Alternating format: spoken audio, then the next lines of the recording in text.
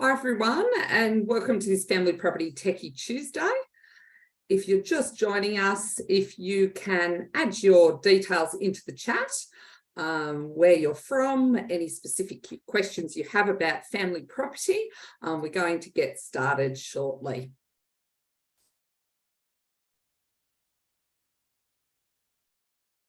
I can see a few people joining now, which is great.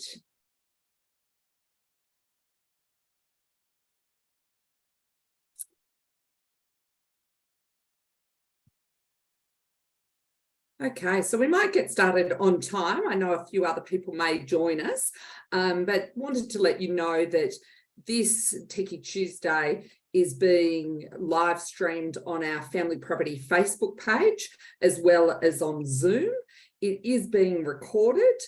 And if you have any questions, if you could please add them into the Q&A and also add your details into the chat. We'd love to know more about what you do and how family property could benefit your firm. Next slide, please, Therese. So before we begin, we would like to acknowledge that this meeting is being held on the traditional lands of the Dharawal people here in the Sutherland Shire, and pay our respects to elders both past and present. And today's presenters, I'm Fiona Kirkman from Family Property, CEO. I'm a specialist family lawyer and mediator.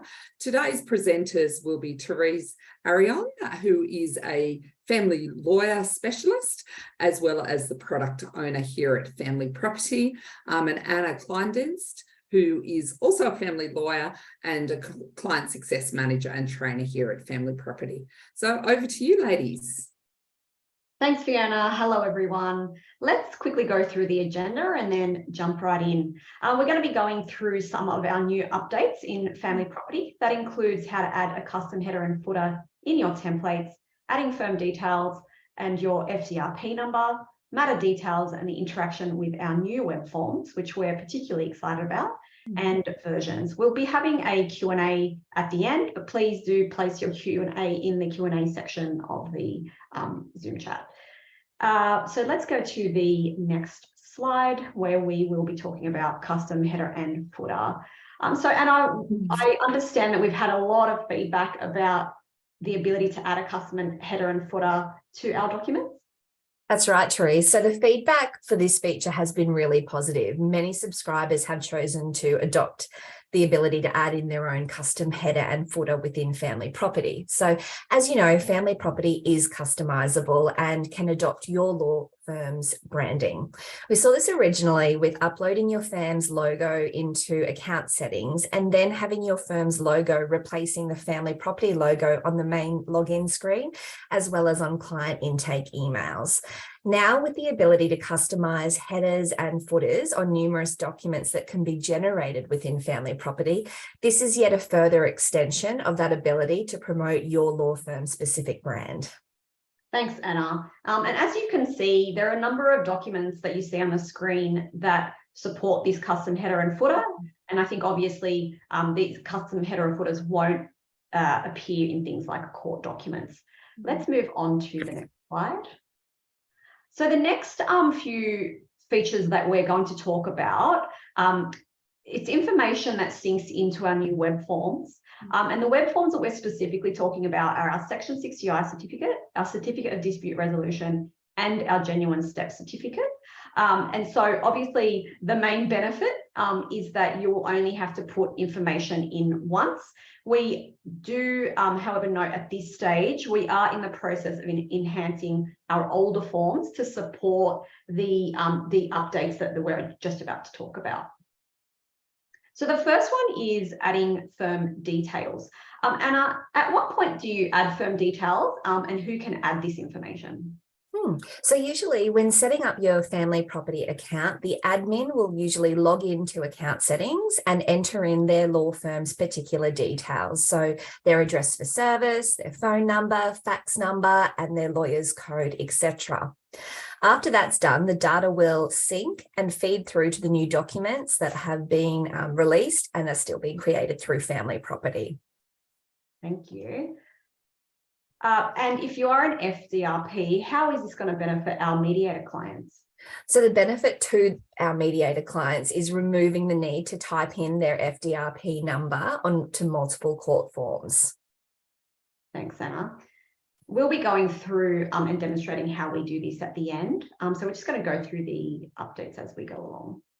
Okay, so matter details is the next screen. What are the benefits of adding this information in this particular screen, Anna? So usually mediation details will be entered into a law firm's practice management system and diaries to ensure that that important information is captured. Another way to capture that information is through FamilyProperty here, through the matter details. So it's just another important place where that critical data is stored and easily accessible. Yeah, and I think we also know that mediators hold both intake and sort of pre-conference sessions. However, we haven't built this functionality into FamilyProperty per se, because we think that these dates really belong in, the practice management systems. Okay, so we've also built in a new section for court details. Why are we adding court details here? So the court details here are important to feed through to the documents that are generated through FamilyProperty. So the court details includes the court number that the matter has been allocated, the particular registry where that matter will be heard, the judicial officer that the matter is before, the specific court location, the next court date and time, and the listing type, etc. So capturing all that information here in the matter detail screen is obviously leading to less duplication and saving time.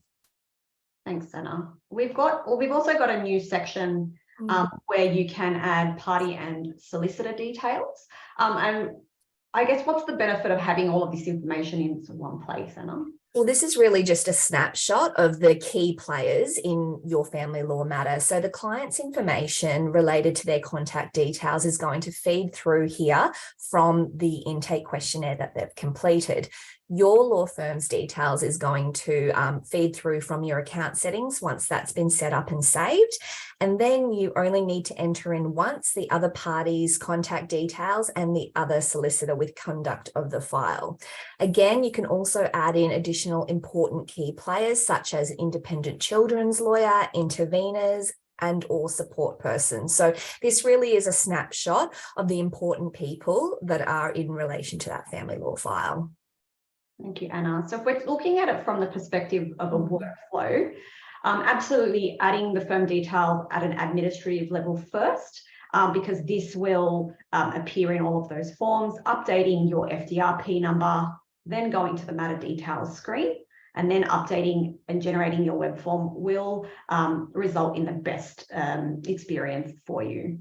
Lastly, we're going to quickly talk about, versions. And why? So Anna, we got a lot of feedback about how versions worked.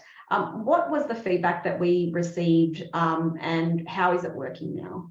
So the feedback that we received from our FamilyProperty subscribers was that they wanted to remain working in the same version of a document while also at the same time making changes to it. So for example, when mapping out different proposals in the balance sheet, adopting a global approach to the asset pool, including superannuation and excluding super for some proposals. This can now be done. So what this effectively means is that you will remain working in the current version of a document. Remember, that is automatically auto-saving every 5 seconds until you manually save and rename as a new version. So it's absolutely very similar to the way Word works. That's so right. You're using that version until you save a new version. That's it. Excellent. Okay, so let's jump into the demonstration. So we've just got FamilyProperty open here. As you can see, these are the account settings. You've now got some sections to enter the firm details, including the firm fax and the court lawyer code. And so this is the code that is generally required on all Federal Circuit and Family Court of Australia court forms. You can also add in your own mailing address. You'll see here that you've got 3 different types and the fields will change based on what you select. So let's just move that back up there. And so that is how you, at first instance, update your account settings. Once you've done that, you can go ahead and press save. If we go down here to the templates section, there is now a section for custom templates. So this is specifically to be able to add your custom header and footer. And you'll see a section that you can expand down here that gives you access to all of our other standard templates. Now let's just close that back up again. So in order to insert your custom header and footer, you can download our default template, which I'll do now. And I'll just quickly show you what that looks like and how you insert your information. Just grab the window and bring it over here.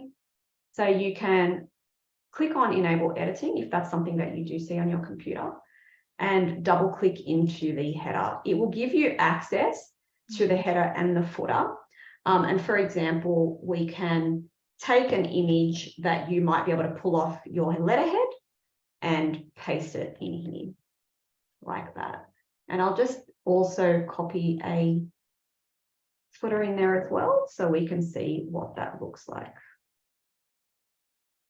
Once you've done this, save it into the system.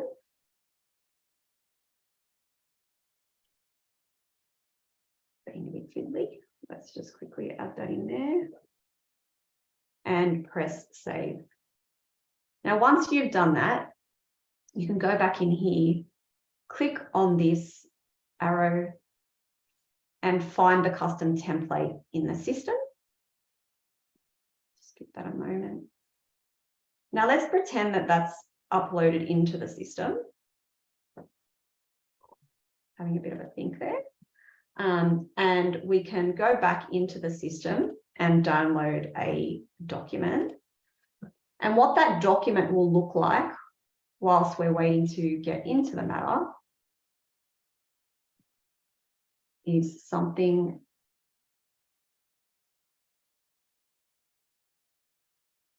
that looks like this. And so you'll see that the document has been generated. So this is the questionnaire export with the header and the footer on each page. And so this will save you from using your own templates.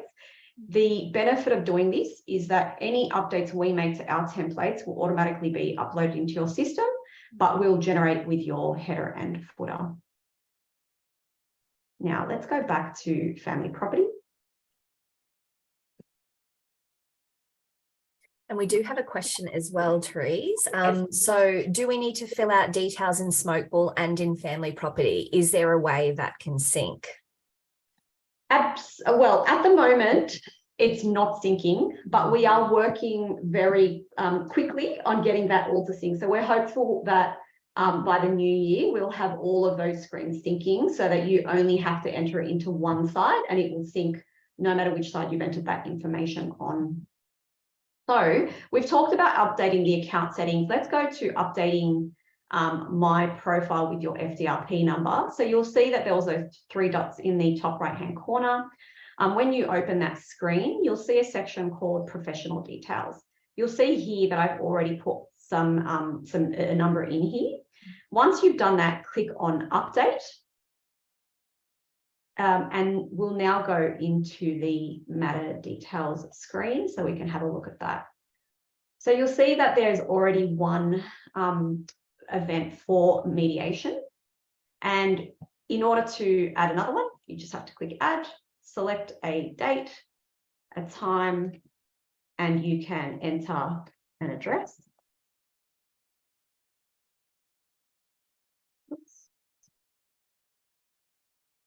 Typing a bit too fast there, Anna. So if you scroll down, you'll also see that there is a court details screen where you can type in your court proceedings number, your judicial officer. With the court field, what's really great about this is that this is an auto-fill field. So you'll see these options that come up for you. Now, if you're in a place like the local court, you can just actually type over the top of that, and that will also appear in your documents. If we just go back and we can reselect the Federal Circuit Court of Australia, you'll see here that this is set to Sydney. Now, and you'll also see that there's a list here. This is a list of all of the Federal Circuit and Family Court of Australia registries. So let's just say, for example, select Parramatta. because it's been transferred, you'll see that the court location automatically updated with the address for the court in Parramatta. You can also enter the next listing type. So you've got 5 options down here that you can select, and you can enter the date and a time.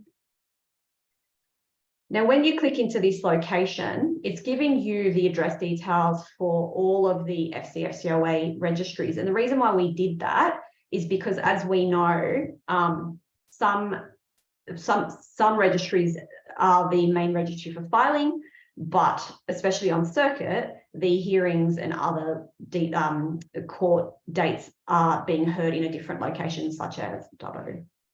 So let's just save that.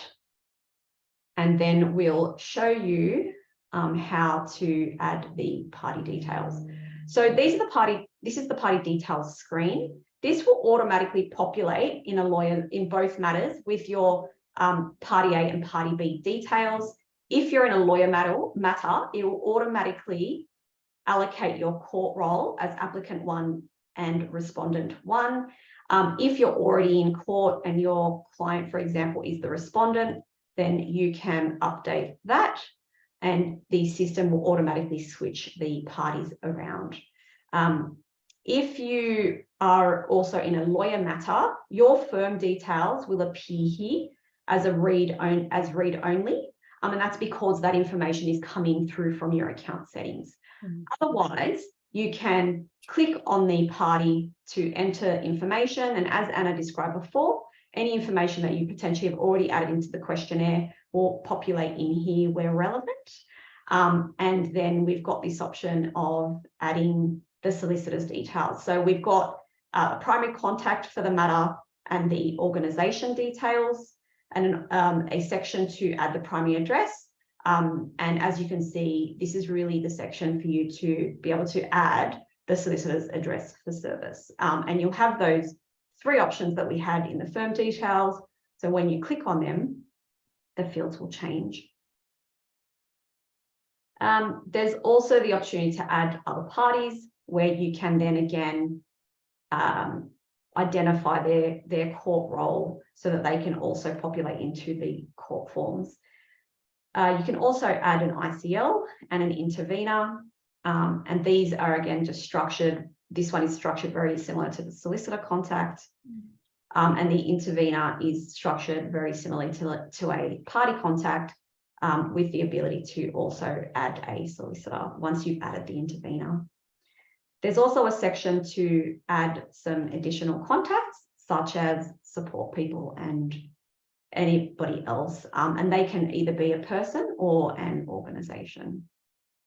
Okay, so once we've updated that so that it's reflective of exactly what we need in the documentation, we can then select one of the court forms to generate. So let's generate the genuine step certificate.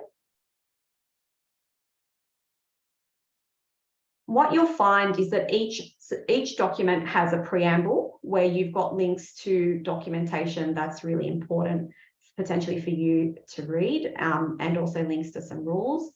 This document, this web form has been set based on what the role of the client. So it's set to the respondent, and what it's done is it's stopped, it's hidden the sections that the respondent doesn't need to fill. So you can see that the respondent needs to fill A, C, and D, and you'll see that the section B has been hidden. You'll also see that the names have been auto-populated. You can add further parties, or you can delete them if they were accidentally entered. And this will also sync back to your matter details screen and enter them there. You also see that we have the firm details in here that we entered into the firm account settings. And you can then select whatever section is required with the genuine step certificate and click download to generate it. For our mediators, if we have a look at the section 60I certificate,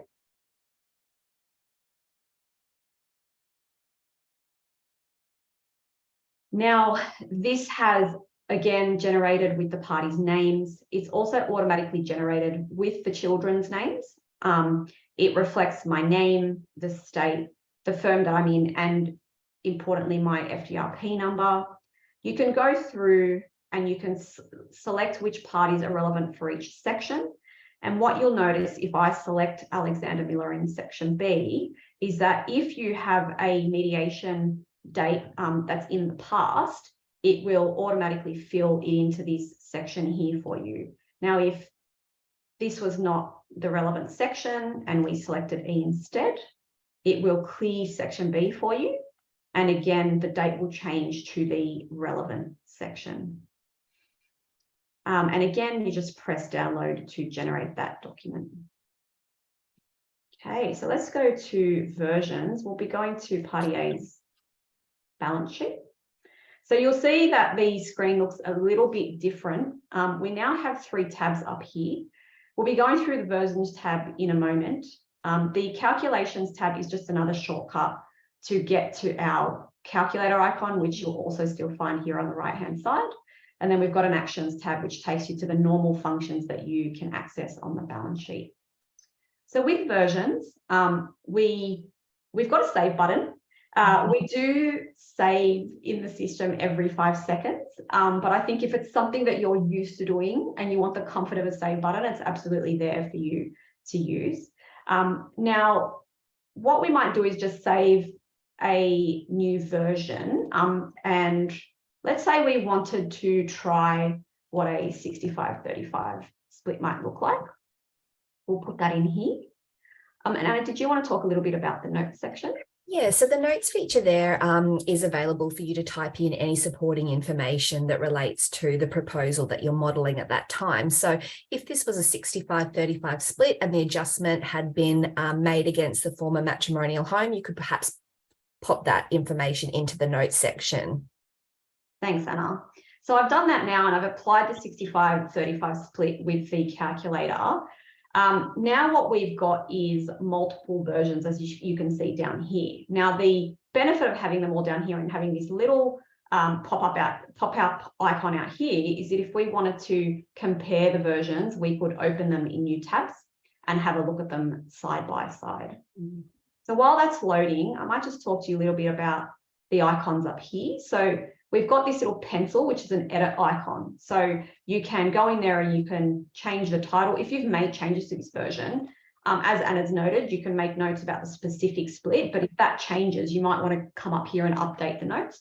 We've added this so that's, I think it's something that our clients use the most, and we wanted to give you really easy access to it.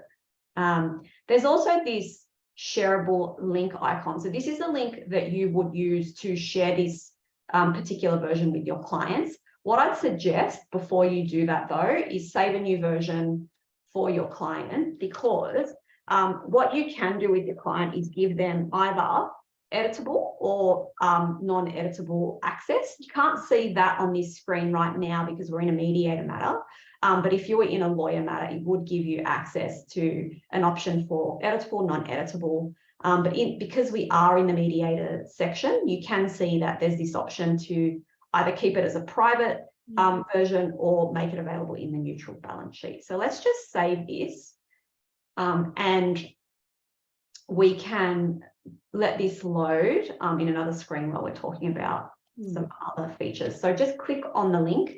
You'll see that, here we go. So this is where the edit and view only options are. So if you're selecting can edit, once they open that in a shareable link, they can continue to edit it. And that is why it's really important for you to have it in a different document, because any changes that the client makes will automatically sync and update your version within Family Property. So it's just important to bear that in mind when you're naming the versions.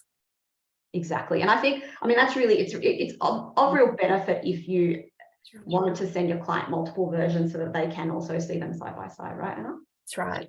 Yeah. Okay, so now you can see that we've got the 70-30 version and we've got the 60-40 version, which you may want to compare side by side. So in terms of the other functions that we've got, we also have the ability to save a blank version So this will create a whole new version for you, and that may be because you, for some reason, would like to start from scratch. And then you've got this manage version functionality here. And so this really just gives you the opportunity to rename. That's the same function as that little edit pencil icon, get the shareable link, make it accessible, or delete it. So I think if we just want to reiterate that when you are in a version, as long as you can continue to make changes, and it will continue to save against this version until you save a new version. And so I think that's the end of the demonstration, unless there's something else, Anna, that you think that we could cover. No, I don't think so. Excellent, thank you.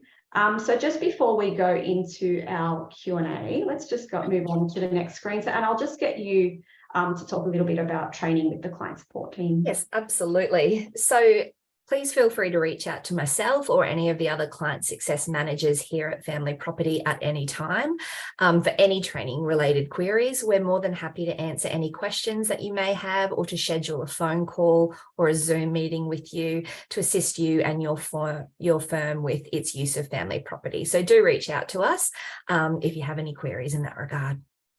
Thanks, Anna. We are beyond excited to launch our inaugural Smokeball Spark Conference, Australia's premier conference experience designed specifically for small law firms. Welcoming a standout collection of inspirational keynotes, industry experts and innovators, we will connect you with the resources, knowledge and tools required to spark new ideas, ignite business transformation and establish a thriving legal practice. That link's going to be put into the chat now. And if you are a Smokeball subscriber, you can receive 10% off. Please email us at hello@familyproperty.com.au so that we can send you the discount code. So do we have any other further questions that we've had on the chat? I don't think so, but if you do have any questions, please reach out to us. And Fiona, would you like to close the webinar? Well, thank you everyone for attending. It was a good mix of some Family Property subscribers and some people who are new to Family Property who would love for you to be part of the Family Property family. As Anna said, please feel free to reach out to the client success team at any time to learn more about these features or any other questions you have about Family Property, and we hope to see you at Smokeball Spark, and if not beforehand at another Family Property event. So thank you to Therese and Anna for today. We'll stop the recording and we'll send you a copy of the recording via email for all those that have registered. Thank you. Thanks, Fiona. Thank you.